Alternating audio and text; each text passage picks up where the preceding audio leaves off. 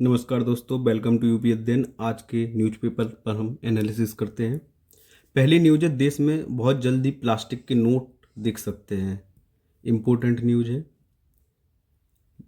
Plastic के note लाने पर विचार क्यों किया जा रहा है? आपको पता है हमारे यहाँ लाखों वर्ष नोट खराब हो जाते हैं, चलन से बाहर उनको करना पड़ता है। फिर हमें नए नोट छापे जाते हैं आरबीआई द्वारा, और इससे लागत निरंतर बढ़ रही है। आपको बता दें 2024-25 में आरबीआई का जो नोट छापने का खर्चा था वो 6,372 करोड़ रुपए था।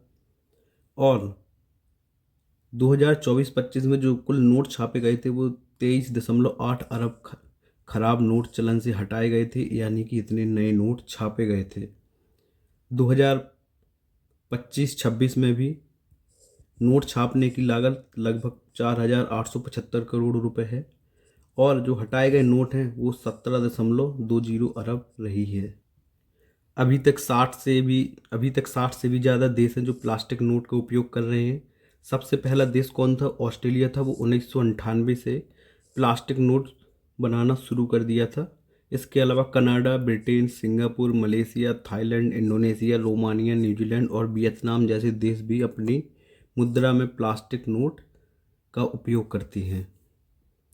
प्लास्टिक या नोट यानी कि पॉलीमर नोट की प्रमुख बातें कौन कौन सी होती हैं? जो पॉलीमर बैंक नोट होता है, यह एक पतली और लचीली प्लास्टिक पर प्रिंट किए जाते हैं। यह नोट काफ़ी हल्के होते हैं, इनको हम आराम से मोड़ भी सकते हैं।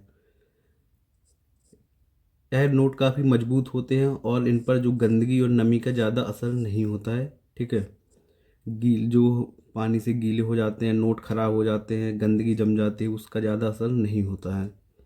और इसमें कई आधुनिक फीचर भी शामिल कर सकते हैं अपनी ज़रूरत के हिसाब से। या क्रेडिट या डेबिट कार्ड यानी कि जो एटीएम कार्ड होते हैं उसकी तरह सख्त नहीं होते हैं। इसका इस्तेमाल कागजी मुद्रा की तरह जो जैसे हमारे नोट हैं हम यूज कर रहे हैं, हम वैसे ही इसका यूज कर सकते हैं। लंबे समय तक चलन में रखा जा सकता है क्योंकि यह बहुत आसानी से कटते फटते नहीं हैं, गीले होकर ख़राब नहीं होते हैं। और चूँकि लंबे समय तक चलेंगे तो बैंकों को इन्हें बदलने पर भी कम खर्चा करना पड़ेगा। इसमें माइक्रो ऑप्टिक होलोग्राम होता है, जिससे जो करेंसी है या नोट है नकली बनाना बहुत ही कठिन हो जाता है। और इसमें ख़ास तरह की स्याही का भी उपयोग किया जाता है, जिससे इसकी नकली नोट नहीं बनाए जा सकते हैं। इसके पहले भी 2012 में गवर्नमेंट ने कोशिश की थी कि कोच्चि, मैसूर, जयपुर, भुवनेश्वर और शिमला में एक पायलट प्रोजेक्ट के तहत 10 रुपये के 1 अरब पॉलीमर नोट फील्ड ट्रायल के अंतर्गत जारी किए जाएं, लेकिन उसमें तकनीकी और परिचालन संबंधी दिक्कतों के कारण उस ट्रायल को रोक दिया गया था। आइए कुछ एक्स्ट्रा पॉइंट देखते हैं। यह जो नोट होते होंगे वो टिकाऊ होंगे, यानी कि कागज़ के नोटों की अपेक्षा ज़्यादा टिकाऊ होंगे, जल्दी से कटेंगे नहीं, फटेंगे नहीं और गंदे भी नहीं होंगे। वाटर प्रूफ होते हैं, गंदगी और बैक्टीरिया इस पर कम जमा होते हैं कागज़ के नोटों की अपेक्षा, और इनको आसानी से रिसाइकिल भी किया जा सकता है। नकली नोटों पर नियंत्रण लगाया जा सकेगा। कैसे? ट्रांसपेरेंट विंडो का यूज होता है, होलोग्राम का यूज होता है, माइक्रो प्रिंटिंग का यूज होता है, और ऑप्टिकली वेरिएबल इंक यानी कि रंग बदलने वाली स्याही का इसमें यूज किया जाता है। किससे बने होते हैं? तो बीओपीपी से बने होते हैं। बीओपीपी एक टाइप का पॉलीमर होता है, पॉलीप्रोपाइलीन की एक सीट होती है। बीओपीपी का फुल फॉर्म क्या है? Biaxially oriented polypropylene. ठीक है। हमारे यहाँ पे नोट छपाई कहाँ कहाँ होती है? हमारे यहाँ 4 जगह नोट छपाई होती है: नासिक, देवास, मैसूर और सालबोनी में। नासिक महाराष्ट्र में गवर्नमेंट की यूनिट है। देवास में भी गवर्नमेंट की यूनिट है, यानी कि गवर्नमेंट की तरफ से नोट छापे जाते हैं। जो मैसूर और सालबोनी है, मैसूर और सालबोनी में आरबीआई के मुद्रालय हैं। ठीक है। टकसाल यानी कि जो मिंट होते हैं, सिक्के सिक्के कहाँ पे बनाए जाते हैं? मुंबई, कोलकाता, हैदराबाद और नोएडा में। आपको याद रखना है चारों लोकेशन: मुंबई, कोलकाता, हैदराबाद और नोएडा। 1 रुपये का नोट कौन जारी करता है? भारत सरकार, वित्त मंत्रालय के माध्यम से। उसमें वित्त मंत्री के साइन होते हैं। अगली न्यूज साइबर सिक्योरिटी से रिलेटेड है। गृह मंत्रालय के तहत जो भारतीय साइबर अपराध समन्वय केंद्र यानी कि Indian cyber crime coordination centre, Indian cyber crime coordination centre के जो एक शाखा है, कौन सी, राष्ट्रीय साइबर अपराध खतरा विश्लेषण इकाई यानी कि NCTAU, ठीक है। तो उसने आगाह किया हुआ है कि जो अब साइबर क्राइम का नया रूप आ चुका है। हमारे यहाँ पे बेरोजगारी बहुत ज़्यादा है। कंपनी क्या कर रही हैं, उनको आकर्षक नौकरी का प्रस्ताव देती हैं और वीडियो या इंटरव्यू या ऑनलाइन सत्यापन को कहा जाता है। सत्यापन में उनके चेहरे और आंखों की स्कैनिंग कराते हैं और डेटा उनका चोरी कर लेते हैं। इसके बाद उनके पास बैंक खाता, मोबाइल नंबर या पहचान संबंधी दस्तावेज हो जाते हैं, जिससे वह बैंकिंग फ्रॉड या पहचान चोरी का खतरा बहुत ज़्यादा बढ़ रहा है। तो इससे हमारे जो गृह मंत्रालय ने उसने आगाह किया हुआ है। अगली न्यूज अल नीनो से रिलेटेड है। हमारे यहाँ पे क्या इस साल अल नीनो आने की संभावना है। भारतीय मौसम विभाग ने इस बार मानसून को लेकर चिंताजनक तस्वीर पेश की है। उन्होंने कहा है कि अल नीनो के प्रभाव के कारण इस साल मानसून गत 11 वर्षों में सबसे कमज़ोर रह सकता है, ठीक है। जून से सितंबर के दौरान देश में सामान्य से कम वर्षा होने का अनुमान है। जो इस बार जो वर्षा है वो दीर्घकालिक औसत 87 सेंटीमीटर के केवल 90% के बराबर रह सकती है। पहले यह आंकड़ा 92% का था, ठीक है, 92% का था, लेकिन अब उसको घटा के 90% के नीचे लाया जा चुका है, जिसका सीधा मतलब है इस साल का जो मानसून है वो कमज़ोर रहने वाला है। वर्षा कम हो सकती है, सूखा की समस्या देखी जा सकती है।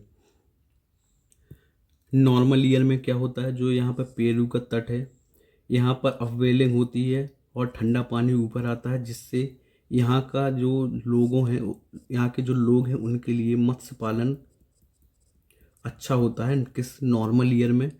और इसी के साथ साथ जो वाटर मूवमेंट होता है वो वेस्ट साइड होता है। इसके कारण जो ऑस्ट्रेलिया इंडोनेशिया वाला क्षेत्र, इसके कारण यहाँ पे वर्षा होती है। नॉर्मल ईयर की बात कर रहा हूँ। और साथ ही भारत में भी जो मानसून होता है वो मजबूत रहता है। लेकिन जब अल नीनो होता है तो यह पैटर्न उल्टा हो जाता है, ठीक है। ईस्टर्ली विंड है वो वीकेंड हो जाती हैं। जो वार्म वाटर है, जो वाटर मूवमेंट अब उल्टी दिशा में, आप देखिए यहाँ पर जो वाटर मूवमेंट है वेस्ट की साइड है, लेकिन यहाँ पर वाटर मूवमेंट कहाँ हो गया, ईस्ट की साइड हो गया है, जिससे यहाँ पर टेम्परेचर बढ़ जाता है। और यहाँ पे टेम्परेचर यानी कि अब यहाँ पे हाई प्रेशर और यहाँ पर लो प्रेशर हो जाता है, जिससे यहाँ पे बारिश कम होती है, ठीक है। ऑस्ट्रेलिया में तो जो जंगलों में आग की घटनाएं बहुत ज़्यादा बढ़ जाती है। भारत का भी मानसून क्या हो जाता है, कमज़ोर हो जाता है। अगर आप इसको जियोग्राफी के हिसाब से देखना चाहते हैं तो यूट्यूब में कई वीडियो पड़ी होंगी, अन्य चैनल्स पे आप जाके ज़रूर देख लीजिए। मैंने बहुत सिंपल तरीके से यहाँ पे बता दिया है। ये हम अल नीनो पे थोड़ा देख लेते हैं। अल नीनो क्या होता है, जो पैसिफिक ओशियन होता है उसके जो मध्य और पूर्वी भाग में समुद्र की सतह के टेम्परेचर यानी कि सी सरफेस टेम्परेचर असामान्य रूप से बढ़ जाता है। और यह एंसो यानी कि अल नीनो सदर ऑसिलेशन का गर्म फेज होता है। एंसो का कौन सा फेज होता है, वार्म फेज होता है। आपको याद रखना है, एग्जाम में पूछा जा सकता है। अब हम बात करेंगे नॉर्मल ईयर की या सामान्य परिस्थितियों में क्या होता है। आप जो यहाँ पे है उसको देख लीजिए और फिगर को साथ में देखते रहिए। सामान्य परिस्थितियों में क्या होता है, जो ट्रेड विंड है पूर्व से पश्चिम की ओर बहती हैं। आप देख सकते हैं पूर्व से पश्चिम की ओर ट्रेड विंड बह रही है, या वाटर फ्लो कहाँ से है, पूर्व से पश्चिम की ओर है। दक्षिण अमेरिका से कहाँ की ओर, इंडोनेशिया की ओर, यानी कि जो पेरू है देश है वहाँ से इंडोनेशिया ऑस्ट्रेलिया की तरफ चल रही है। गर्म जल का जो संचय है वहाँ कहाँ पे हो जाता है, ऑस्ट्रेलिया इंडोनेशिया में हो जाता है, यानी कि गर्म जल पश्चिमी प्रशांत में जमा हो जाता है। और पूर्वी तट पर क्या हो जाता है, पेरू और इक्वाडोर के तट पर यहाँ पे गहरे समुद्र से जो अववेलिंग होती है, जिसके कारण ठंडा एवं पोषक तत्व युक्त जल क्या हो जाता है, ऊपर आ जाता है। और जो वॉकर सर्कुलेशन है, नॉर्मल ईयर की बात हो रही है, उसमें वॉकर सर्कुलेशन पश्चिमी प्रशांत में क्या होता है, लो प्रेशर बन जाता है और यहाँ पे बारिश होती है, ठीक है, यहाँ पे बारिश होती है। और पूर्वी प्रशांत में क्या रहता है, हाई प्रेशर रहता है और शुष्क परिस्थितियाँ रहती हैं। अल नीनो में जस्ट इसका उल्टा हो जाता है और यहाँ पे जो व्यापारिक पवनें होती हैं वो कमज़ोर हो जाती हैं। गर्म जल पश्चिम की बजाय अब पूर्व की ओर फैलने लगता है। अब गर्म जल कैसे जा रहा है, यहाँ से अब इस साइड, यानी कि वेस्ट से अब कहाँ जा रहा है, ईस्ट की तरफ जा रहा है।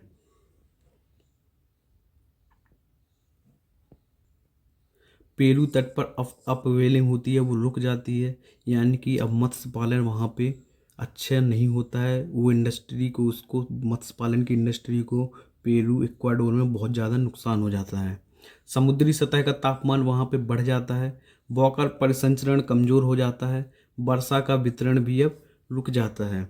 वर्षा का क्या होता है, नॉर्मल ईयर में यहाँ पे वर्षा होती है और यहाँ पे शुष्क वातावरण रहता है, ठंडा, ठीक है, और यहाँ पे ठंडी जलधारा का पानी ऊपर आ जाता है, तो यहाँ पे मत्स्य पालन अच्छा होता है। लेकिन अल नीनो वाले ईयर में क्या होता है, अब यहाँ पे गर्म है, यहाँ पे लो प्रेशर बन जाता है, यहाँ पे बारिश होती है, लेकिन यहाँ पे सूखा जैसी स्थितियाँ देखने को मिलती हैं, यहाँ पे बारिश कम होती है। इसका प्रभाव भारत पर भी पड़ता है अल नीनो का, और यहाँ भारत में भी मानसून क्या हो जाता है, कमज़ोर हो जाता है। अब हम देखेंगे भारत पर क्या प्रभाव पड़ता है। इसका जो नेगेटिव प्रभाव भारत पर पड़ता है, भारत का मानसून कमज़ोर हो जाता है, भारत में वर्षा कम होती है और सूखा जैसी स्थितियां देखने को मिलने लगती हैं। वर्षा कम होगी तो हमारे यहाँ कृषि उत्पादन कम होगा, क्योंकि जो हमारे यहाँ की जो कृषि है किस पे निर्भर है, मानसून पर हमारे यहाँ की कृषि निर्भर है। कृषि उत्पादन कम होगा तो इन्फ्लेशन जैसी समस्या देखने को मिल जा सकती है, खाद्य संकट का समस्या का सामना करना पड़ सकता है, और जल संकट, क्योंकि जब पानी नहीं होगा, जल संचय नहीं होगा, तो जल संकट का भी सामना करना पड़ सकता है। पॉजिटिव पॉइंट वैसे तो बहुत ज़्यादा है नहीं, लेकिन एग्ज़ाम में अगर पूछने लिखने के लिए आ जाएं तो आप एक दो पॉइंट लिख सकते हैं। जो हमारे यहाँ इससे क्या होता है, जो सर्दियाँ हैं अपेक्षाकृत हल्की, यानी कि माइल्ड विंटर हमको देखने को मिलेंगे। और जब चूँकि विंटर माइल्ड होगा तो कुछ फसलों को इसका सीमित लाभ मिल सकता है, यानी कि जो रबी की फसल है उनको इससे फ़ायदा हो सकता है। चूँकि जब मानसून कमज़ोर है, बारिश कम हो रही है, तो बाढ़ जैसी समस्याएं भारत को शायद ना देखने को मिले, जो कि कुछ क्षेत्रों में देखने को मिलती है, जैसे असम और बिहार का क्षेत्र है, तो हो सकता है बाढ़ कम देखने को मिले।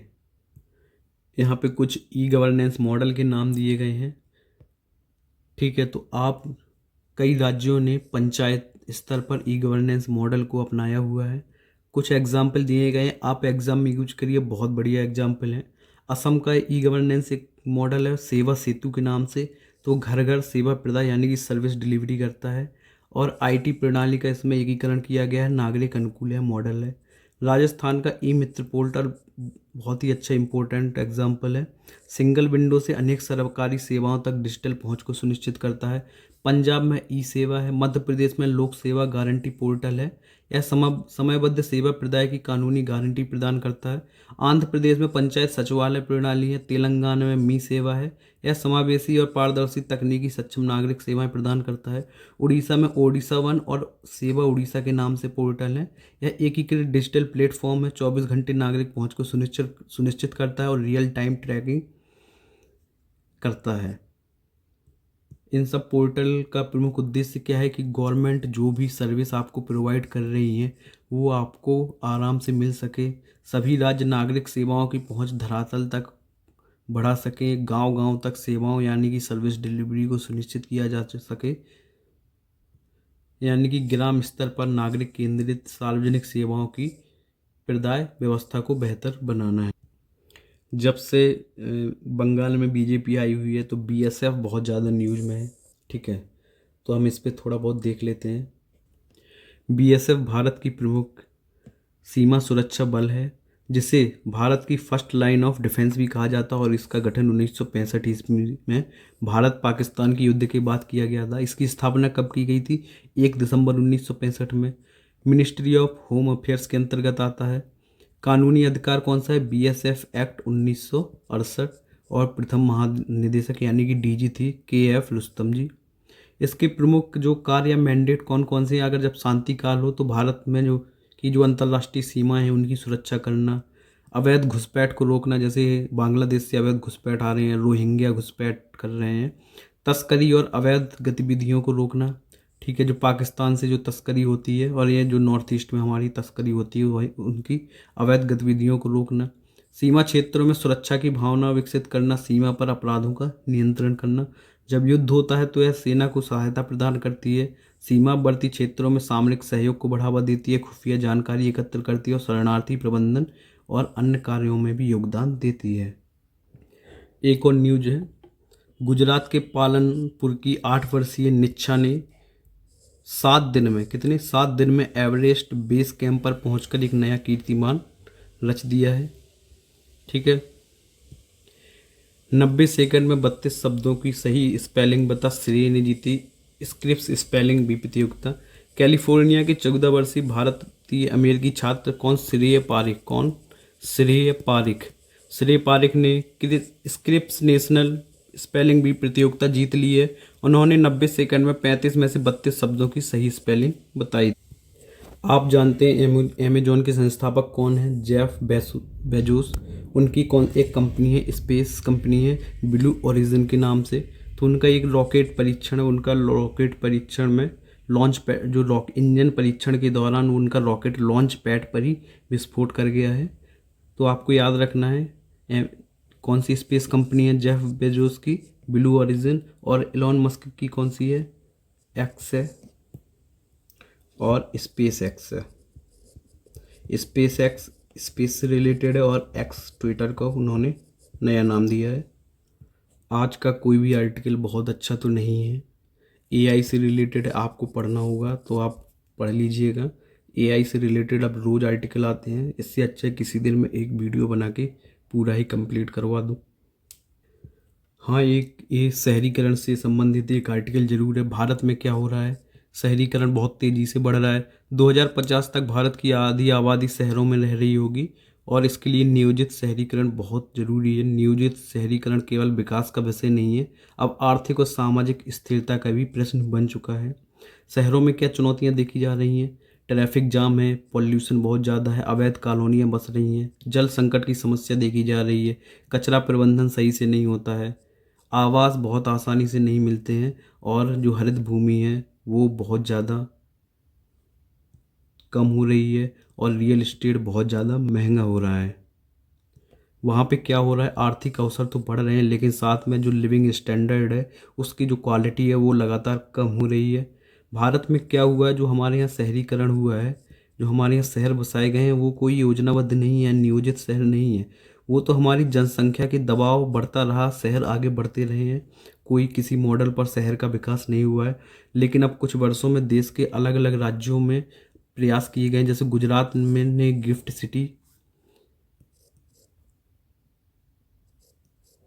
सिटी का विकास किया है, जिससे वैश्विक वित्तीय केंद्र विकसित करने का प्रयास किया है। कहाँ पे? गिफ्ट सिटी में। महाराष्ट्र ने नवी मुंबई और ट्रांस हार्बर परियोजनाएं लाई हैं। उत्तर प्रदेश में एक्सप्रेस वे आधारित इंडस्ट्रियल कॉरिडोर, जिससे संभावना है कि कॉरिडोर के आसपास शहरों का विकास हो। ठीक है। गवर्नमेंट भी स्मार्ट सिटी मिशन है, अमृत योजना है, पीएम आवास योजना है, इंडस्ट्रियल कॉरिडोर है, जिससे आधुनिक शहरी ढांचे को बढ़ावा देने का प्रयास तो कर रही है। लेखक कह रहे हैं कि औद्योगिक क्षेत्रों में फैक्ट्रियां तो खड़ी हो गई हैं लेकिन जो लेबर है उनके लिए ना तो बेहतर आवास है, ना ही बेहतर नागरिक सुविधाएं हैं और यहाँ तक कि उनको उन रोजगार के अनुरूप वेतन भी नहीं दिया जाता है। आपको पता है हाल ही में नोएडा और गाजियाबाद में श्रमिकों ने आंदोलन किया हुआ था, हड़ताल की हुई थी। लेखक यहाँ पे जो दो प्रमुख उपाय सुझाता है, कौन सा? सैटेलाइट टाउनशिप, आप इनको जरूर नोट कर लीजिए, बहुत अच्छे शब्द हैं। और दूसरा इंटीग्रेटेड इंडस्ट्रियल टाउनशिप। क्या होता है सैटेलाइट टाउनशिप? सैटेलाइट टाउनशिप का जो उद्देश्य होता है वह बड़े शहरों के आसपास ऐसे नियोजित नगर विकसित किए जाएं जहां पर आवास हो, शिक्षा हो, स्वास्थ्य, व्यापार और परिवहन की सुविधाएं पहले से मौजूद हों। बल्कि इंटीग्रेटेड इंडस्ट्रियल टाउनशिप इनमें से एक कदम आगे का मॉडल है। इसमें उद्योगों के साथ साथ जहाँ पे इंडस्ट्री लगी वहीं पर आवास, स्कूल, अस्पताल, स्किल सेंटर, बाजार, सार्वजनिक परिवहन को एकीकृत रूप से विकसित किया जाता है। इसका उद्देश्य केवल फैक्ट्री स्थापित करना नहीं होता है बल्कि वर्क लिव इकोसिस्टम बनाना है जहाँ लोगों को रोजगार के साथ गुणवत्तापूर्ण जीवन मिल सके। हमें समझना होगा कि जो भारत का जो भविष्य या जो भविष्य का विकास है केवल महानगरों पर निर्भर नहीं रह सकता है। हमें छोटे और मध्यम शहरों को भी मजबूत करना पड़ेगा। हमें अब स्मार्ट सिटी से स्मार्ट विलेज की तरफ जाना ही पड़ेगा ताकि जो शहर जैसी फैसिलिटी हैं वो हम अपने गांव में भी दे सकें। आगे लेखक ग्रीन अर्बनाइजेशन पर अपने विचार व्यक्त करते वो कह रहे हैं कि अब क्लाइमेट चेंज बढ़ रहा है, बाढ़ जैसी समस्याएं देखी जा रही हैं, जल संकट लगातार बढ़ रहा है, पॉल्यूशन लगातार बढ़ रहा है। तो अब हमें ग्रीन अर्बनाइजेशन की आवश्यकता भी बढ़ गई है। जो नई टाउनशिप विकसित की जाए उनमें वर्षा जल संचयन का मॉडल होना चाहिए, सोलर एनर्जी का उपयोग किया जाए, इलेक्ट्रॉनिक परिवहन का उपयोग किया जाए, हरित क्षेत्र को बढ़ावा दिया जाए और कचरा प्रबंधन में आधुनिक तकनीकियों का प्रयोग किया जाए। अब जो शहर है वो केवल कंक्रीट के जंगल ना रहें, ठीक है। भारत को शहरी समस्या का समाधान अब अपना करना पड़ेगा। और साथ ही लेखक विकास का मॉडल ऐसा होना चाहिए, कह रहे हैं कि विकास का मॉडल ऐसा हो जिसमें स्थानीय समुदाय केवल दर्शक न बने बल्कि उसमें वो अपनी भागीदारी सुनिश्चित करें। स्मार्ट सिटी पे या शहरी विकास पे कुछ इसमें पॉइंट थे, आप देख लीजिएगा। आज के न्यूज़पेपर में इतनी ही न्यूज़ थी। धन्यवाद।